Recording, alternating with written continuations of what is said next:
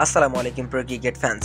দর্শক, লিটন কুমার দাস বাংলাদেশ জাতীয় দলের জার্সিতে ব্যর্থ হয়েছেন বরাবর। তিনি কিন্তু গত বছরে সবচেয়ে বড় ব্যর্থতার মধ্যে দিয়ে পার করেছেন তার সময়টা, মূলত চলতি বছরে। তারপরেও কিন্তু তাকে 3 ফরম্যাটের চুক্তিতেই রেখেছে বাংলাদেশ ক্রিকেট বোর্ড, এমনকি চুক্তিতেই রাখেনি ফারুক আহমেদ। তিনি লিটন কুমার দাসকে নিয়ে কিন্তু বেশ কিছু কথাও বলেছেন।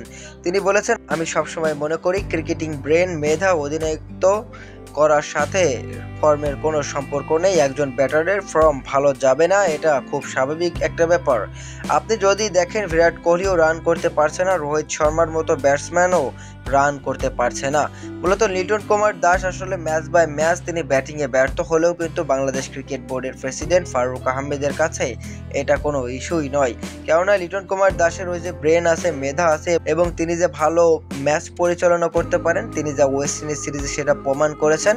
এটা তিনি ঠিক বলেছেন। তবে একজন ব্যাটারের ফর্মে ফেরা কিন্তু অনেক বেশি জরুরি। তবে ফারুক আহমেদ বলছে, একজন ব্যাটারের অফ ফর্ম থাকাটা একদম স্বাভাবিক একটা ব্যাপার। তবে লিটন কুমার দাসের ব্রেন, মেধা, অধিনায়কত্ব করা তার খুব পছন্দ হয়েছে। তো ফারুক আহমেদের মতে Liton Kumar Das match by match তিনি যদি রান নাও করেন, তবে লিটনের ক্যাপ্টেন্সিতে তিনি মুগ্ধ হয়েছেন, তাই তো তাকে বাংলাদেশ জাতীয় দলের টি-20 দলের ক্যাপ্টেন করা হবে। এতটুকু তো বোঝা যাচ্ছে এই কথাটুকুর মধ্য দিয়ে।